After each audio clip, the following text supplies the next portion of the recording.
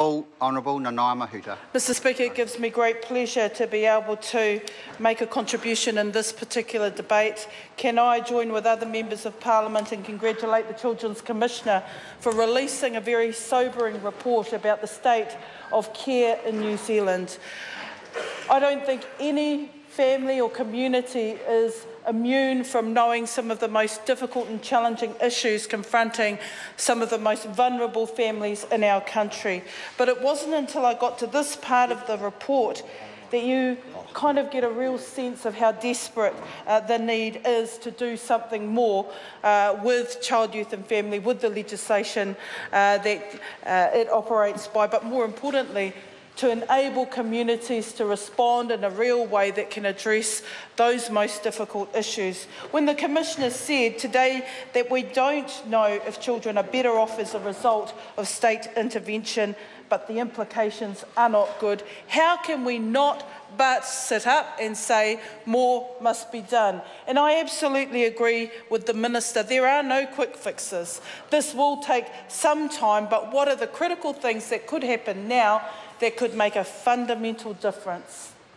Because we understand that those children in care deserve our attention now to ensure that they don't get sucked through the pipeline. That will mean that they will end up in youth justice facilities, that will mean that they will end up without an education, that will mean that they will end up in our prison system and with no hope at all.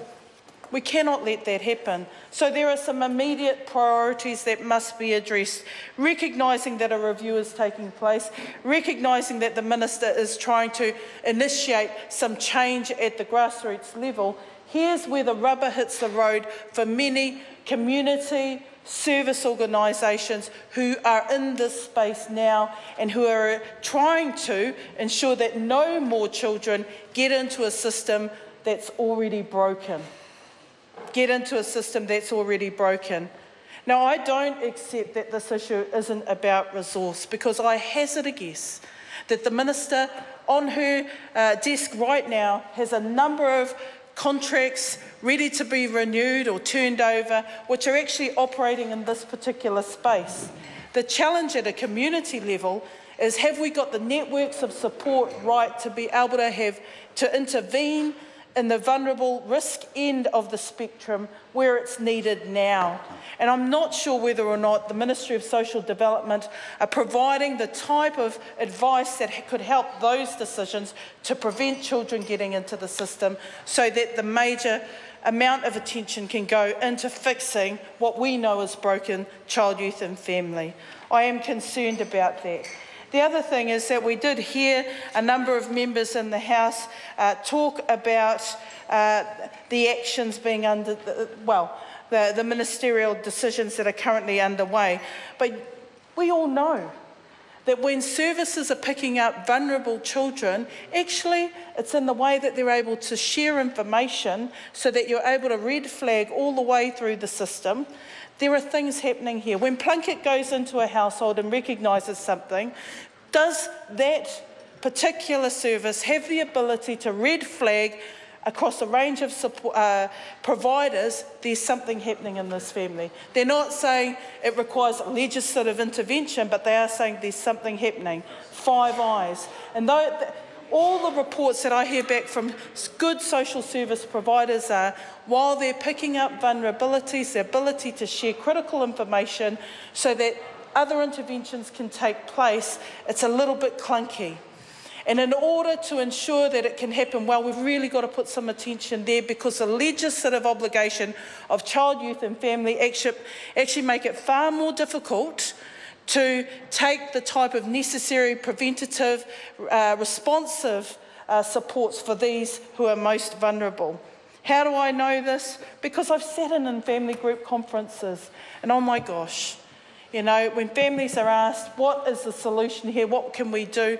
Often in some communities, there's actually not the service provision or supports enabled to direct families into areas. The other thing is, I've been in a situation where a grandparent has intervened and picked up children from their whānau, wider whānau, because they don't want their mokopuna sucked into the system. But you know what? Once those children transfer over to the grandparents. Child, Youth and Family step back, and the grandparents trying to scramble with MSD saying, well, what am I entitled to be able to look after these mokopuna? They don't want them to go into the state system.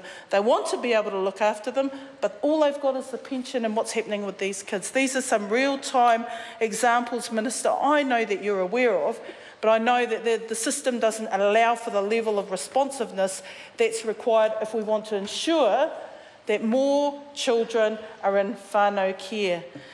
It is a worry to me, Minister, that 58% of children in care and 68% of young people in child, youth and family residences are Māori. It tells a very chilling story. Many of us in the House know how complicated whānau lives are at the moment. There are a lot of whānau living in blended situations, multiple relationships, a number of children in the household, number of sole parent households, a number of households where one of the parents is incarcerated, a number of households where the impact of financial problems, drug and alcohol abuse and all of that cause all these vulnerabilities that start to impact on those most vulnerable in our society, the children. And who pick it up? The schools. They'll know pretty quickly whether or not there's some things happening at home that need to be addressed. Nothing can happen in terms of the learning environment of a child unless all those other vulnerabilities are responded to. Social workers in schools help to make some of the change, but the Minister herself said is that more dynamic settings are required in today's society with all these complexities to be able to respond to the needs of children. And I agree with that, and I do believe that schools are a place to start. However, again, not enough is happening. Not enough is happening for these particular children. I want to pick up on a point that Alfred Nuttall raised with regards to Puawa Te Atatu, and it really sits and is underpinned by the cultural responsiveness recommendation that the Children Commissioner, I think, is leading the Minister's thoughts down. If we are in a position to be able to provide an integrated support system that can work alongside the providers, the schools, the kohanga, the early childhood centres, as well as those state agencies, to be able to ensure that children don't get sucked into the system and are able to lead full and positive lives within their whānau setting, then actually that should be embraced, that should be supported. The questions I have asked before to the Minister is what type of alignment is being envisaged with regards to whānau ora. Some of the very best elements of whānau ora that are working are actually have got good integrated models here.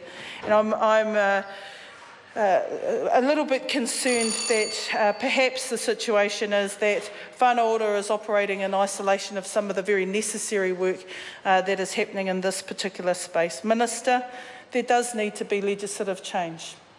There does need to be legislative change, and it's to what extent the legislative change will ensure that more of the focus goes into the preventative end, and then at the statutory end, it's only for those most severe cases, knowing that we're trying to stem the pipeline of actually opening the doors of kids getting into child, youth and family.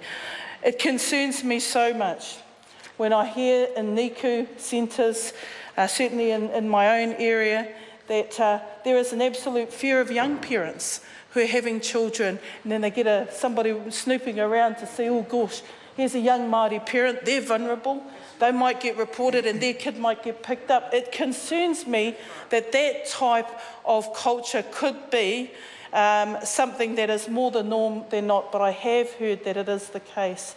And again, if this is what the legislative mechanism is creating, is a real fear amongst people who want to be parents but are really fearful of how the legislation might actually go over the top of them, then that's not going to be the way to go either.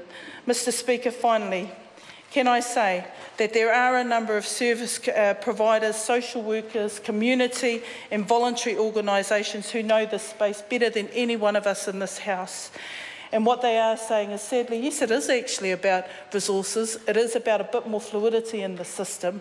It's ensuring that the legislative mechanism actually defers to the well-being of the child and the reintegration of children back into their whānau, and ensuring that those supports are measured and monitored or looked at along the way until the child is in a good place of care. We cannot have them in prisons, Mr. Speaker. We need to do more. Ora.